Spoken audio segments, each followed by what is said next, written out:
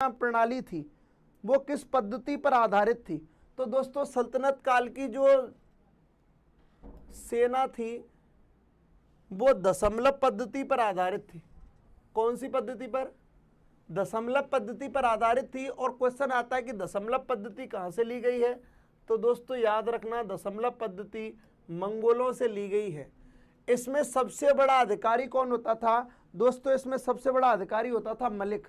कौन होता था? मलिक होता था। और इसके बाद भी अपन बात कर लें ये मलिक का क्या रोल था, कैसे था, कैसे नहीं था, तो अपन बात कर लेते हैं मलिक क्या था, मलिक कैसे था, उन सबको मैं बताऊंगा। सबसे छोटा जो अधिकारी था वो सिपह सालार था। होने को तो सिपह सालार से नीचे भी होते हैं, सिपाही भी होता है, लेकिन सबसे छोटा अधिकारी की बात करूं तो आंसर क्या रहेगा? सिपह सालार। दिल्ली की देखभाल के लिए अलग से एक अधिकारी नियुक्त होता था, कोतवाल। कौन होता था दोस्तों? कोतवाल होता था। और मैंने इसमें एक लाइन ऐड की है कि बलबन के समय दिल्ली का कोतवाल कौन था? वो था फखरुद्दीन। कौन था दोस्तों? फखरुद्दीन। याद रखना, दिल्ली के समय यानी कि बलबन के समय दिल्ली का सूबेदार या दिल्ली का कोतवाल कौन था दोस्तों? फखरुद्दीन था। यानी कि सल्तनत काल की जो सैन्य व्यवस्था थी वो काय पर आधारित थी? दशमलव पद्धति पर। दशमलव पद्धति कहां से ली है? मंगोलों से ली है।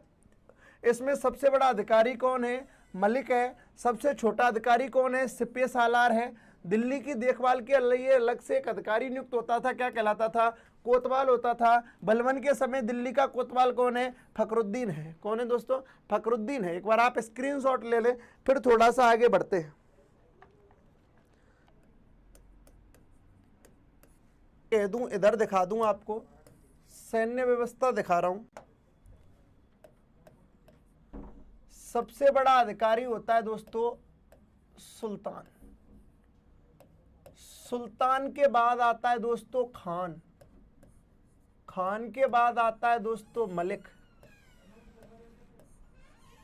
खान के बाद कौन आता है दोस्तों? मलिक आता है।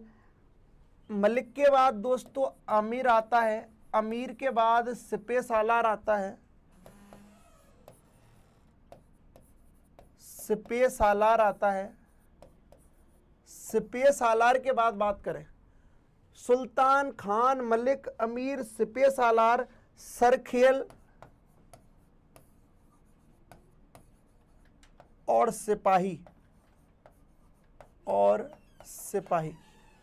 मैं इधर दोस्तों कुछ बातें कर लूं आपके बारे में। इधर देखें, आपके बारे में, हमारे बारे में और सल्तनत काल की सैन्य व्यवस्था के बारे में। सल्तनत काल की सैन्य व्यवस्था आप समझ रहे हो।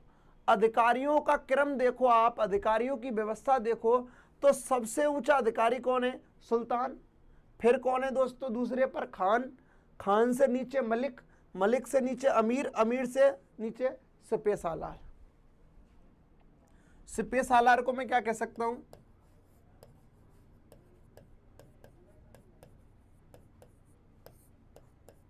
सबसे छोटा अधिकारी। सबसे छोटा अधिकारी। सबसे छोटा अधिकारी।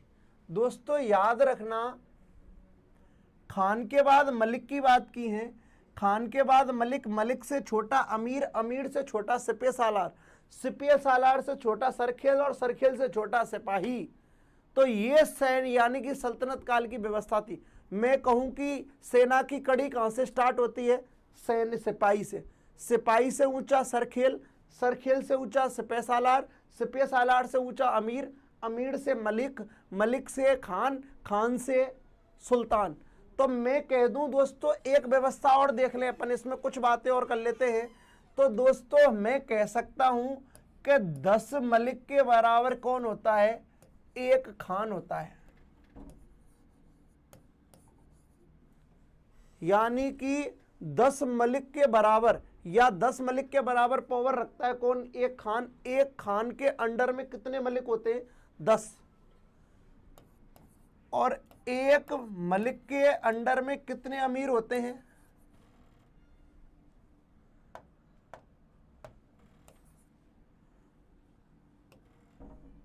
तो दोस्तों एक मलिक के अंडर में कितने होते हैं? 10 अमीर होते हैं। एक अमीर के अंडर में 10 सिपह सालार होते हैं। एक सिपह सालार के अंडर में 10 सरखेल होते हैं। एक सिपह सालार। और दोस्तों एक सरखेल के अंडर में 10 सिपाही होते हैं। यह सल्तनत काल की सैन्य व्यवस्था थी। यह है वास्तविक सल्तनत काल की सैन्य व्यवस्था। आपने सैन्य व्यवस्था को ढंग से देखा कि सैन्य व्यवस्था में सबसे ऊंचा कौन होता है? सुल्तान। सुल्तान के बाद खान, खान के बाद मलिक, मलिक के बाद अमीर, अमीर के बाद सिपह सालार, सिपह सालार के बाद सरखेल, सरखेल के बाद सिपाही। वो सीधा पूछ सकता है क्वेश्चन, सल्तनत काल की सैन्य व्यवस्था का पद के अकॉर्डिंग उच्च या निम्न वर्ग की तरफ आरोही या अवरोही क्रम बताओ। कैसे बताओगे? ऐसे बताओगे, सबसे छोटा सिपाही, सिपाही से बड़ा सरखेल, सरखेल से सिपह सालार, सिपह सालार से अमीर, अमीर से मलिक, मलिक से खान, खान से सुल्तान। और अवरोही क्रम पूछ ले तो बड़े से छोटे की ओर कौन? सुल्तान, सुल्तान के बाद खान, खान के बाद कौन दोस्तों? मलिक, मलिक के बाद सिपह सालार, मलिक के बाद अमीर, अमीर के बाद सिपह सालार, सिपह सालार के बाद सरखेल, सरखेल के बाद सिपाही। तो आप स्क्रीनशॉट ले लें दोस्तों, बिल्कुल स्क्रीनशॉट ले लें।